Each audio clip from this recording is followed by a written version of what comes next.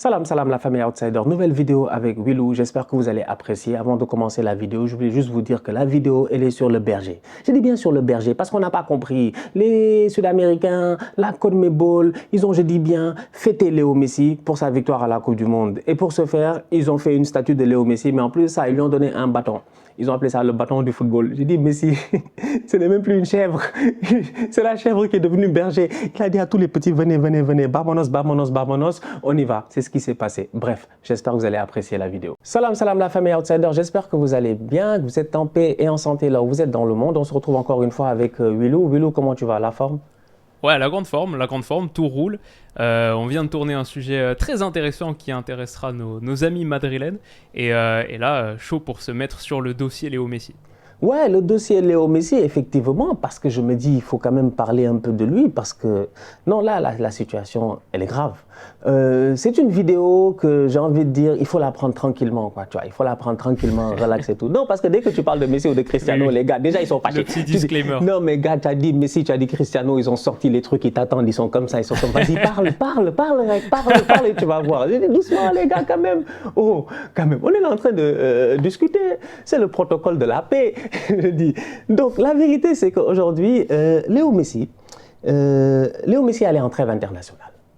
Franchement, il est arrivé. Dès qu'il a atterri à Buenos Aires, non, Léo Messi a changé. Léo Messi est redevenu content, il est redevenu heureux, le sourire, tout ça, sans aucun problème. Les bains de foule à gauche et à droite et tout. Mais d'un autre côté, tu as les fans du Paris Saint-Germain, certains, franchement, qui, eux, ils en ont marre. Et moi, d'un autre côté, quand je m'assois calmement, je me dis, je les comprends. Franchement, je les comprends. Je les comprends, en fait. Ils en ont marre. Pourquoi ils en ont marre? Parce qu'eux, ils pensaient réellement, et c'est vrai que peut-être qu'avec ce Messi-là, avec Léo Messi, ils allaient gagner des Ligues des Champions, ils allaient gagner une Ligue des Champions, qu'ils allaient être beaucoup plus performants, tu vois. Et pourtant, statistiquement parlant, Léo Messi, si tu regardes, c'est pas ridicule, mais ils te diront qu'il n'a pas été performant dans les grandes rencontres, tout ça, là où il attendait, qu'il n'a pas le leadership, je dis bien qu'il faut, qu'il n'a pas l'activité qu'il faut, le volume de jeu qu'il faut. Mais est-ce qu'on leur a dit qu'on leur a vendu un produit en fin de vie? En fait, moi, je veux comprendre, en fait, quand tu achètes le produit, tu t'attends à quoi? Willou, tu as acheté une voiture occasion. Sincèrement, tu l'as acheté d'occasion. Soit elle est d'occasion de 2 ans, d'occasion de 3 ans, elle peut être d'occasion de 15 ans. Donc après, si tu viens me dire, ouais, j'ai un problème d'alternateur, de joint de cuirasse ou de je sais pas quoi, faut pas venir me fâcher. Franchement, mais tu te prends pour qui? Tu te prends pour qui? Mais c'est qui le tocard? T'as une voiture, toi? T'as une voiture d'occasion? Même pas. Ah si, j'en ai eu. Non, j'en ai eu une à l'université. J'ai eu une Nissan Sentra. J'ai eu une Nissan Sentra à l'université, on était donc en 2010 et j'avais une Sentra 98. Je pense 98-99, mais elle roulait bien, hein. Franchement, elle roulait bien, tranquille. Ouais. Tu étais tranquille, tu t'es posé, les potes à l'intérieur, la musique à fond. Tu étais là dans le quartier, tu vois. Mais après, quand j'ai eu des problèmes, après 3 ans, j'ai eu des soucis, mais tu vois que j'allais dire quoi? Que j'allais voir le grand en disant, ouais, tu m'as vendu un truc. À un moment donné, il faut être cohérent avec soi-même, franchement. Les gars n'ont pas acheté Messi à 30 ans. Ils n'ont pas acheté Messi à 28 ans. Ils ont acheté un Messi qui est parti de Barcelone en dépression, qui est parti de Barcelone triste, qui voulait rester. Il y avait une seule option. Il a pris l'option, je dis bien, qui était available. Il est parti là-bas. Aujourd'hui, les supporters sont déçus. C'est pour ça que je dis que moi, je les comprends.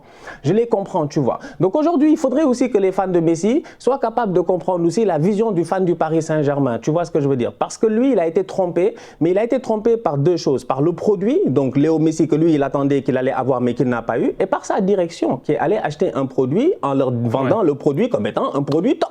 Ça aussi, c'est quelque chose. Donc, du coup, j'ai envie de dire, ils doivent, aujourd'hui, la question, c'est de savoir, est-ce que c'est Messi le bouc émissaire?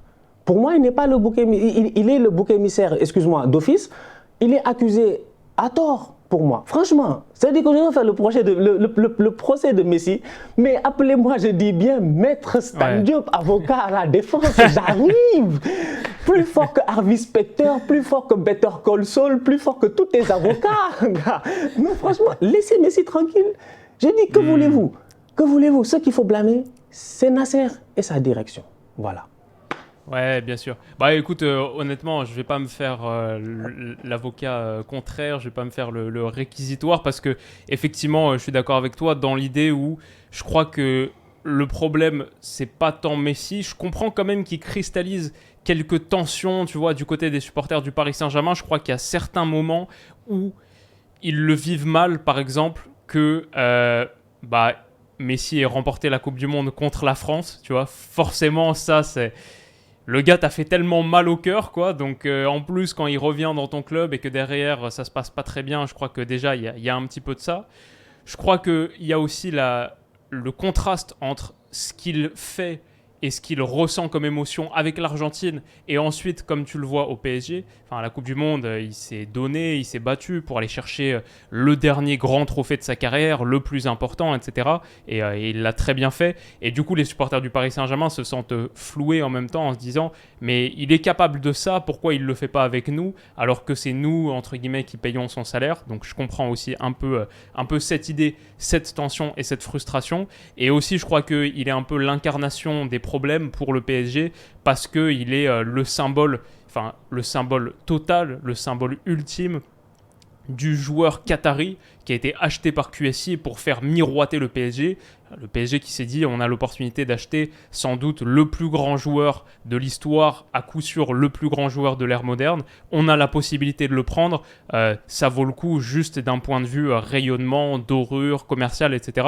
Et les supporters du Paris Saint-Germain, ils veulent pas ça. Ils veulent une équipe qui joue un football moderne, adapté aux exigences du football en 2023, capable de remporter la Ligue des Champions. Et aujourd'hui, quand tu vois Messi qui fait aucun effort défensif, aucun repli, qui marche, on sait que c'est son jeu, mais est-ce qu'il est véritablement soluble dans le foot de club, ce jeu-là ?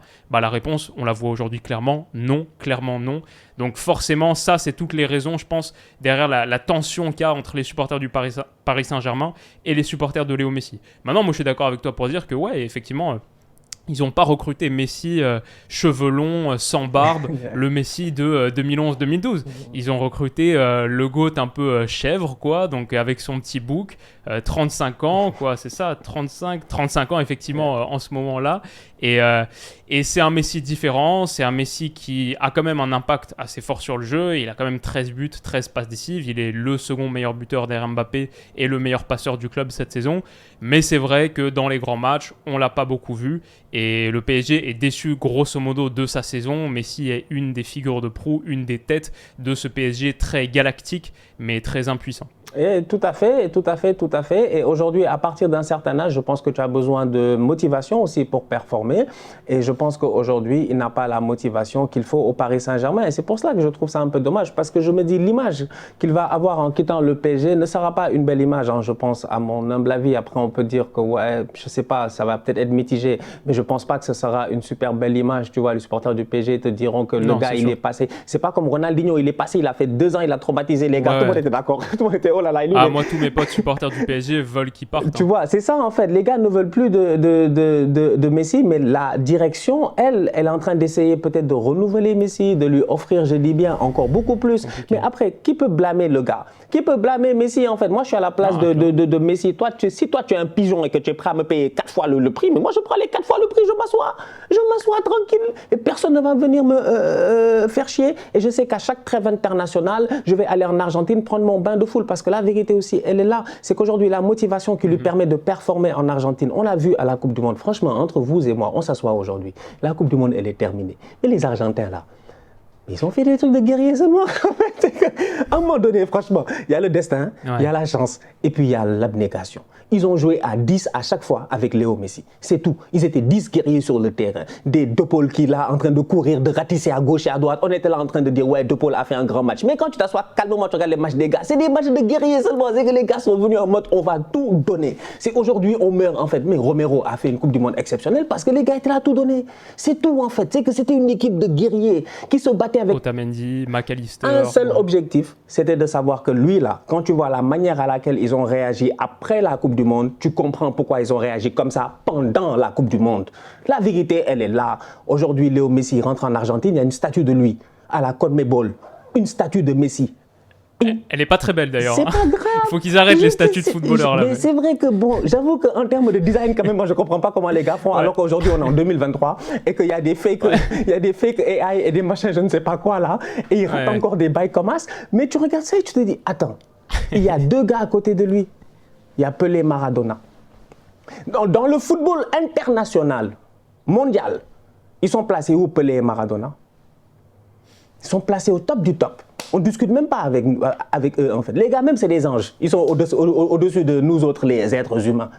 Là-bas, en Amérique du Sud, ils se sont assis. Le gars, il est venu. Franchement, en toute honnêteté, quoi, je ne pense pas que Messi donne à manger aux Brésiliens, aux Paraguayens, aux Uruguayens et puis tout ça. La CONMEBOL, je dis bien, ils ont 2 statuts. C'est celle de Pelé, celle de Maradona. En plus de ces 2 statuts-là, ils lui ont donné un truc que moi, je ne savais même pas c'était possible. Un bâton du football. Like, what the hell? Messi est devenu Moïse, le gars est devenu un prophète. C'est que la vérité, elle est là. Franchement, je suis désolé, c'est pas un blasphème, c'est une réalité. Je regarde la manière qu'elle réagisse avec Messi, tu sens réellement que le gars, il lui donne tout le respect qu'il se doit. Parce que le gars, qu'on le veuille ou non, que ça plaise aux gens ou pas, je l'ai dit ici, c'est le GOAT. En fait, si ça te plaît pas, mais j'ai dit, creuse un trou, rentre dedans. Et ne nous fatigue pas. Laisse-nous vivre notre vie. Parce qu'à un moment donné, il faut être objectif avec les choses. Là, je dis qu'il y a un paradoxe qu'on est obligé d'expliquer. Et ce paradoxe-là, il est très important. C'est de dire qu'aujourd'hui, moi, je comprends les fans du PSG. Franchement, je les comprends. Je les comprends. Moi, si Messi était à Arsenal, il fait ce qu'il fait là, j'allais péter des câbles. Hein. Moi, mes gars, ils courent, Odegaard court, Saka court, tout le monde court. Donc oui, je suis d'accord avec eux. Ils n'ont pas eu, je dis bien, ce qu'ils devaient avoir en termes de rendement. Ok, ça, malheureux, c'est malheureux et tout. Mais d'un autre côté, il ne faut pas, je dis bien, s'arrêter juste sur ça et ne pas respecter toute la carrière du gars. Parce que le gars, tu vas le siffler au parc, il va rentrer à Buenos Aires, il sort d'un resto, il y a 1 million de gens dehors dans le resto, tu ne comprends pas. On lui dit passe par derrière, il dit non, je ne passe pas par derrière, il passe par devant, tu le vois en train de sourire comme un tocard, il est trop heureux. Il est trop heureux en fait, donc il s'en fout. La vérité c'est qu'il s'en fout. Aujourd'hui, il a eu tous les honneurs qu'il se doit en Amérique du Sud.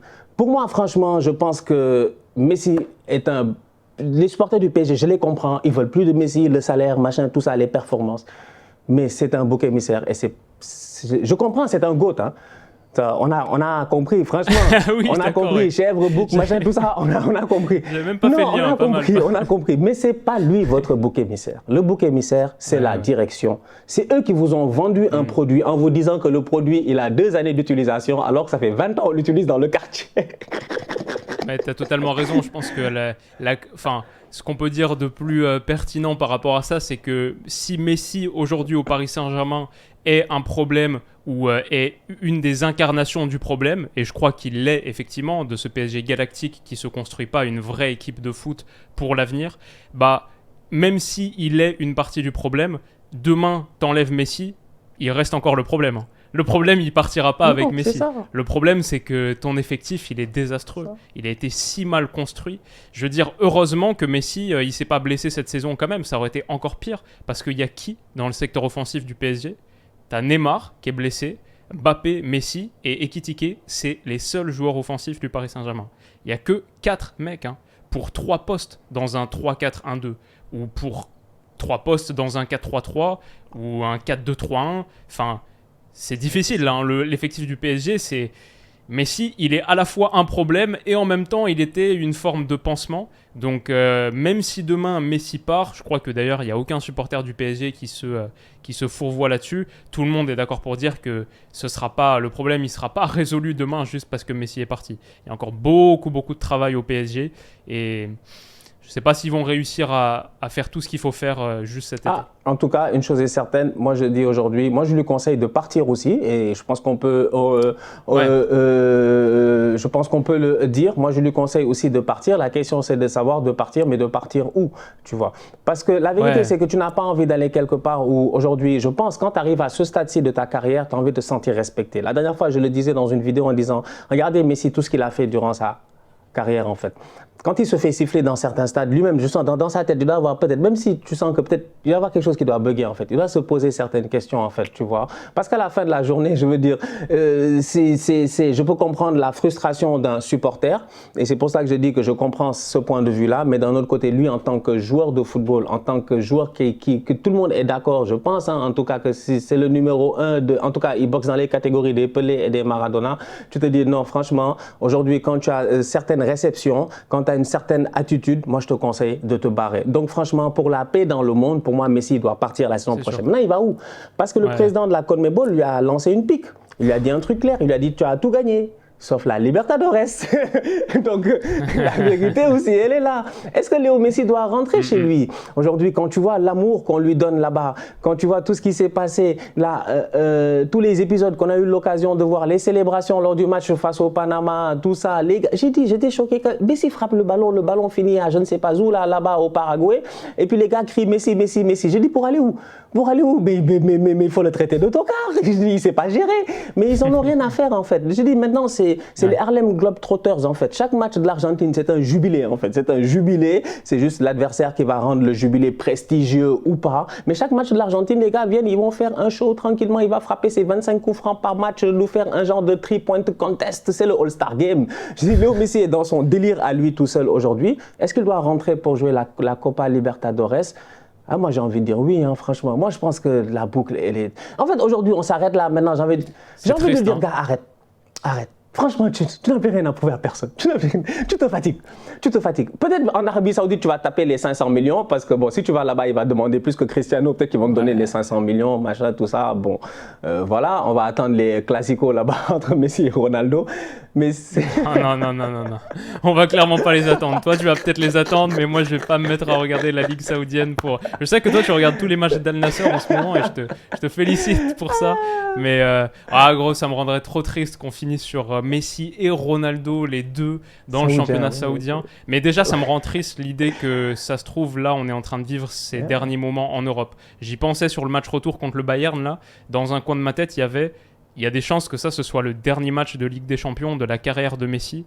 Et cette pensée, je crois qu'il va falloir devenir confortable avec parce qu'elle est potentiellement très très vraie.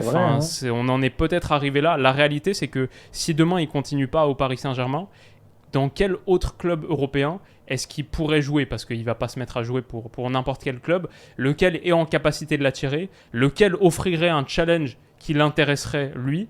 Et...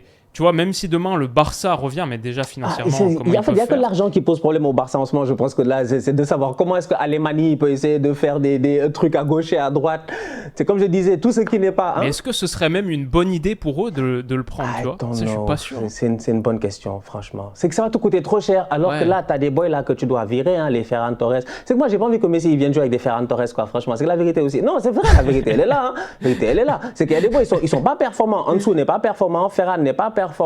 Bon, Rafinha, ça va, Dembélé, ça va, mais bon, après, il y a les risques de blessures et tout. Donc, tu regardes ta ligne offensive, tu rencontres ton Robert Lewandowski, il est encore là, il n'y a pas de problème, mais encore 1 an, 2 ans peut-être, tu vois. Est-ce que Lewandowski, Messi, moi, je ne suis pas convaincu, franchement, dans cette association à 2 à l'heure, là. Donc, il y a plein de facteurs qui, dans ma tête, me font dire non, à part le sentiment des fans du Barça d'avoir un last dance.